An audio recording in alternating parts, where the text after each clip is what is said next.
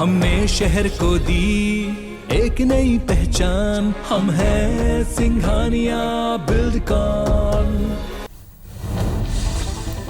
जम्मू कश्मीर के अनंतनाग के सिरहामा इलाके में सुरक्षा बलों के साथ मुठभेड़ में लश्कर-ए-तैयबा का कमांडर निसार डार मारा गया है। कश्मीर आईजीपी विजय कुमार ने बताया कि इलाके में मुठभेड़ जारी है। पुलिस और सुरक्षा बल ऑपरेशन को अंजाम दे रहे हैं। वहीं अनंतनाग के कुछ हिस्सों में एहतियात के तौर पर इंटरनेट को बंद कर दिया गया है।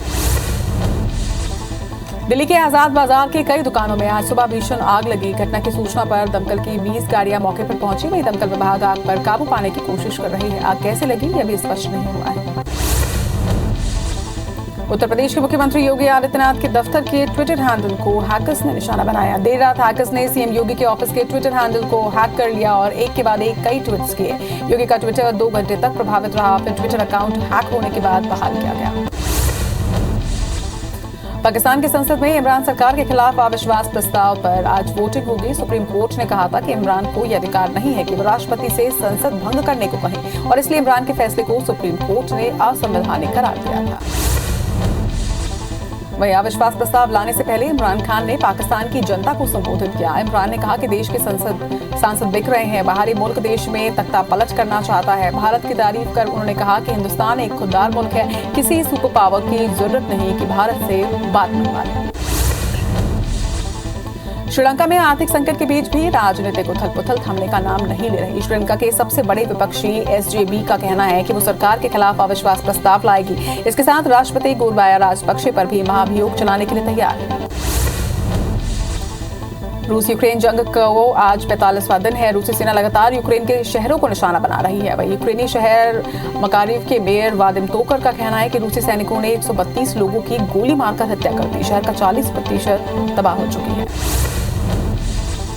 बूचा के बाद रूसी सेना ने पूर्वी यूक्रेन के क्रामाटोर्स्क शहर में आम लोगों को निशाना बनाया है। यहाँ पर एक रेलवे स्टेशन पर क्रूज मिसाइल से हमला किया गया जिसमें 50 लोगों की मौत हो गई। इनमें 4 बच्चे भी शामिल हैं। 100 से ज्यादा लोग घायल हैं। वहीं हमले के वक्त रेलवे स्टेशन पर 4000 से ज्यादा लोग मौजूद थे। पाकिस्तानी एंटी टेरर कोर्ट ने आतंकी हाफिज सईद को अवैध फंडिंग के मामले में 31 साल कैद की सजा सुनाई है। कोर्ट ने हाफिज की सभी संपत्ति को जब्त करने का आदेश देते हुए 3,40,000 रुपए का जुर्माना भी लगाया। वहीं जमानत उद दावा के प्रमुख हाफिज को संयुक्त राष्ट्र वैश्विक आतंकी घोषित कर चुका है। बेंगलुरु में ईमेल के जरिए 7 स्कूलों को बम से उड़ाने की धमकी दी गई। बम की धमकी के बाद स्कूलों से छात्रों को निकाला गया। जिस मेल के जरिए स्कूलों को धमकी दी गई उसमें लिखा है कि आपके स्कूल में बहुत शक्तिशाली बम लगाया गया है। मजाक नहीं है, हजारों जिंदगियां खतरे में पड़ सकती हैं। देश में कोरोना वैक्सीन के बूस्टर डोज रविवार से लगने शुरू हो जाएंगे। स्वास्थ्य मंत्रालय के मुताबिक 18 साल से ज्यादा उम्र के सभी व्यक्ति निजी टीकाकरण केंद्रों पर 10 अप्रैल से बूस्टर डोज लगवा सकेंगे। ये बूस्टर डोज 18 साल से ज्यादा उम्र और बूस्टर डोज को 9 महीने पूरे करने वाले वयस्कों के लिए है। सुप्रीम कोर्ट ने कहा कि बीएसएफ के जवान ड्यूटी के दौरान शराब के नशे में नहीं हो सकते। कोर्ट ने ऑन ड्यूटी शराब पीने के मामले में कार्रवाई से जुड़े केस में दखल करने से इनकार कर दिया। हालांकि कोर्ट ने कहा है कि आप ड्यूटी के समय नशे में थे, इसके लिए कड़ी सजा मिलनी चाहिए। केंद्रीय मंत्री अनुराग ठाकुर ने कहा कि केंद्रीय मंत्रिमंडल ने सभी सरकारी योजनाओं में फोर्टिफाइड चावल के वितरण को मंजूरी दे दी है। अब तक सरकारी एजेंसियों ने 88,65,000 मीट्रिक टन की खरीदी पहले ही कर दी है। शक्ति की भक्ति के महापर्व नवरात्र का आज 8वां दिन है। इस दिन माता महागौरी की पूजा की जाती है। श्वेत आभूषणों और वस्त्र से सुसज्जित माता महागौरी की आराधना से भक्तों के सारे पाप नष्ट हो जाते हैं। केंद्रीय उड्डयन मंत्री ज्योतिरादित्य सिंधिया आज ग्वालियर और शिवपुरी के दौरे पर रहेंगे। सिंधिया ग्वालियर के भीतरवार के ग्राम रिछौरा जाएंगे। इसके बाद शिवपुरी जिले में आयोजित कार्यक्रम में शामिल होंगे।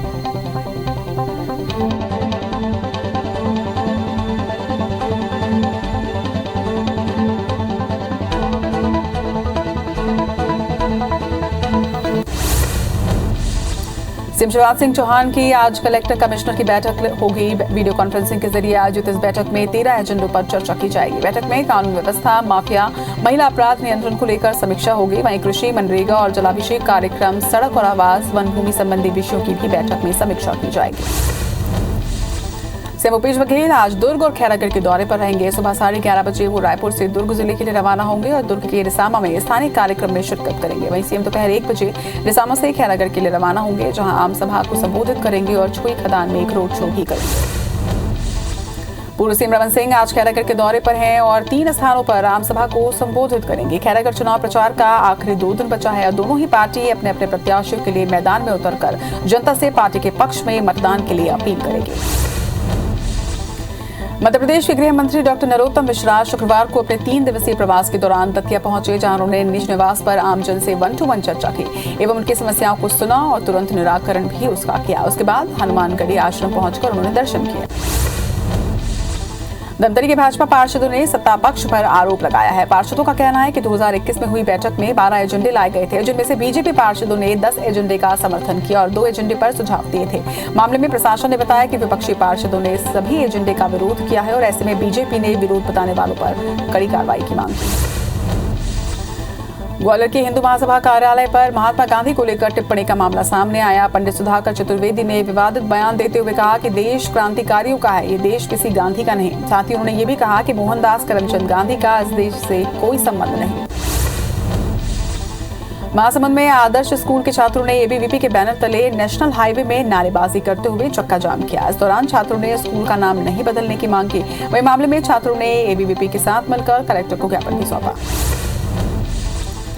जबलपुर में बढ़ती महंगाई के खिलाफ युवाओं ने प्रदर्शन किया है। प्रदर्शनकारियों का कहना है कि जब भी देश में चुनाव आते हैं तो महंगाई काबू में रहती है, लेकिन चुनाव खत्म होने के बाद महंगाई का ग्राफ तेजी से बढ़ने लगता है। इस दौरान नाराज कार्यकर्ताओं ने महंगाई को काबू करने के लिए ठोस उपाय किए जाने की भी मांग की।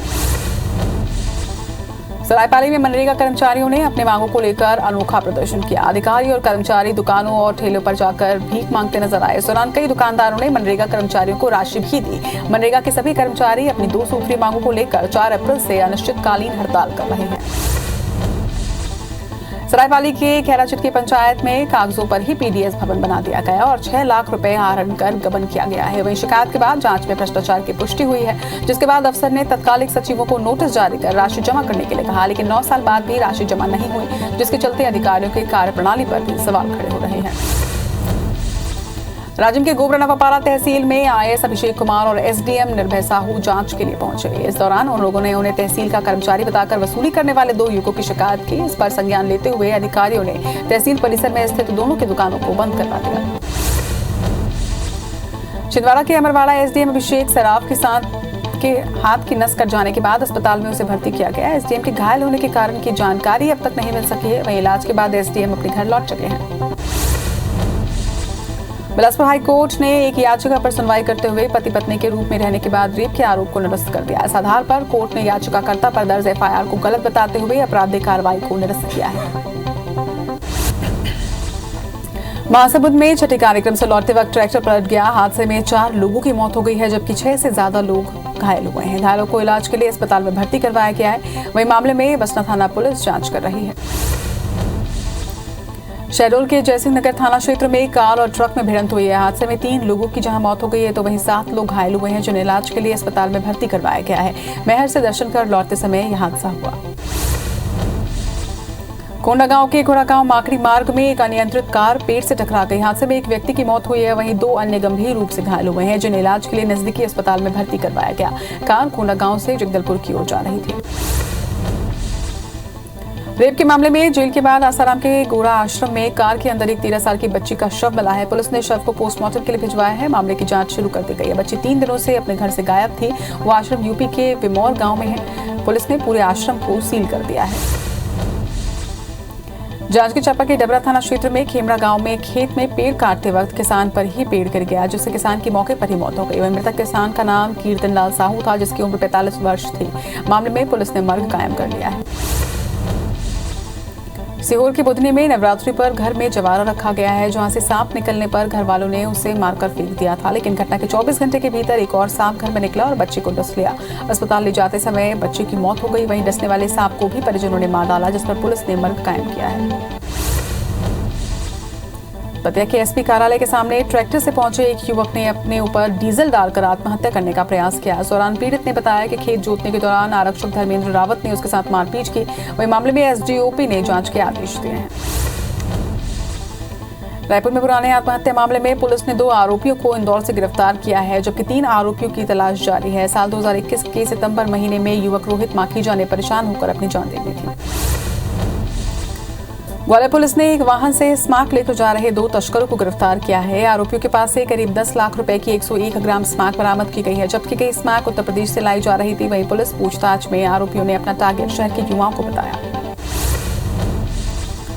भिंड में दिन दहाड़े बाइक सवारों ने बुजुर्ग महिला के गले से सोने की चेन लूटकर फरार हो गए। पूरी घटना सीसीटीवी में कैद हुई है। वही घटना बटासा बाजार वाली गली की बताई जा रही है। मामले में कोतवाली थाना पुलिस जांच कर रही है। टीकमगढ़ में बैंक के अंदर से चोरियों के मामले थमने का नाम नहीं ले रहे। ताजा मामला बलदेवगढ़ एसबीआई बैंक से सामने आया, जहां पर एक 65 साल के बुजुर्ग की जेब से बच्चे ने 1.5 लाख रुपए निकाले और अपने साथी के साथ फरार हो गया। चोरी की पूरी वारदात सीसीटीवी में कैद हुई है, जिसके आधार पर पुलिस जांच शुरू कर चुकी है।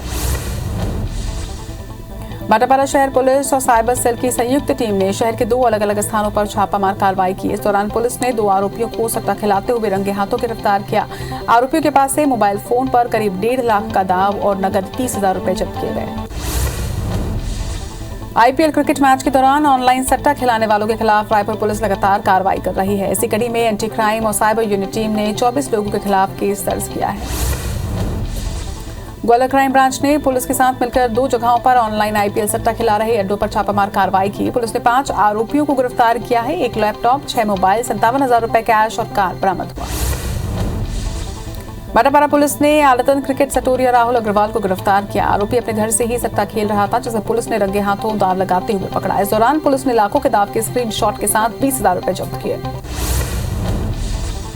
इंदौर कलेक्टर ने बताया कि इंदौर को सेफ सिटी बनाने के लिए प्रशासन सभी क्षेत्रों में काम कर रहा है। उन्होंने कहा कि आने वाले समय में इंदौर में स्टार्टअप पार्क और आईटी कंपनियों के लिए रात में भी बाजार खोलने के साथ परिवहन और अन्य सुविधाएं देने पर विचार किया जा रहा है। खंडवा पुलिस ने राशन माफिया मोहम्मद असलम चौहान को गिरफ्तार कर जेल भेज दिया है। असलम चौहान एक हिस्ट्री शीटर राशन माफिया है, जिस पर सरकारी राशन की हेराफेरी करने समेत मारपीट, धोखाधड़ी के 12 से ज्यादा केस दर्ज हैं, लेकिन लंबे समय बाद पुलिस की गिरफ्त में आया। बिलासपुर में 2 रिटायर्ड रेलवे कर्मचारियों से धोखाधड़ी का मामला सामने आया है। एक कर्मचारी से नौकरी लगाने के नाम पर 15 लाख रुपए की ठगी की गई है, जबकि एनटीपीसी के सीनियर मैनेजर से मालदीव में हॉलिडे पैकेज बुक कराने के नाम पर 2,72,072 करोड़ ठग लिए गए। वहीं पुलिस ने केस दर्ज कर आरोपियों की तलाश शुरू कर दी है। विदिशा में शराब ठेकेदार की गाड़ी में बड़ी मात्रा में शराब मिली है। आबकारी विभाग ने कार्रवाई करते हुए गाड़ी को जब्त किया। इसके साथ ही ठेकेदार मनीष श्रीवास्तव के खिलाफ मामला दर्ज कर लिया गया है। पुलिस आरोपी को गिरफ्तार करने की तैयारी में है, हालांकि आरोपी अभी फरार है। हरियाणा से गुजरात भेजी जा रही अवैध शराब को ग्वालियर के पनिहार पुलिस ने पकड़ा है। जब्त की गई शराब की कीमत 5 लाख रुपए बताई जा रही है। दरअसल अवैध शराब भरकर लाया जा रहा वाहन दूसरे वाहन से टकरा गया, जिसकी वजह से आरोपियों को पकड़ा गया। वहीं पुलिस केस दर्ज कर जांच में जुटी है। इंदौर में पुलिस ने एक्टिंग क्लास के संचालक के खिलाफ दुष्कर्म सहित कई धाराओं के तहत केस दर्ज किया। पुलिस के मुताबिक युवक और युवती सोशल मीडिया के जरिए मिले थे, जिसके बाद युवक ने शादी का झांसा देकर दुष्कर्म की वारदात को अंजाम दिया था। आरोपी ने युवती से 20 लाख रुपए भी ऐंठे। कोतवाली पुलिस ने शुष्क इंडिया चिटफंड कंपनी के फरार डायरेक्टर को उज्जैन से गिरफ्तार कर धमतरी लाया है। चिटफंड कंपनी पर सैकड़ों निवेशकों से लाखों रुपए की धोखाधड़ी का आरोप है। दरअसल साल 2018 में इस चिटफंड कंपनी के खिलाफ कई निवेशकों ने थाने में रिपोर्ट दर्ज करवाई थी, जिस पर कार्रवाई की गई। बिलाईगढ़ जनपद पंचायत में कार्यरत मनरेगा कर्मचारियों ने रैली निकालकर अपनी 2 सूत्री मांगों को लेकर एसडीएम को सीएम के नाम ज्ञापन सौंपा। इस दौरान कर्मचारियों ने कहा कि जब तक उनकी मांग पूरी नहीं होगी, तब तक वो अनिश्चितकालीन हड़ताल पर डटे रहेंगे। मनरेगा कर्मियों का धरना प्रदर्शन 4 अप्रैल से जारी है। ग्वालियर में शिवपुरी हाईवे में से गुजर रहे ट्रक में अचानक भीषण आग लग गई। आग लगते ही ट्रक चालक ने कूदकर अपनी जान बचाई। आग लगने से ट्रक में रखा लाखों रुपए का अगरबत्ती कूला जलकर खाक हो गया। वहीं मौके पर पहुंची फायर ब्रिगेड टीम ने आग पर काबू पाया।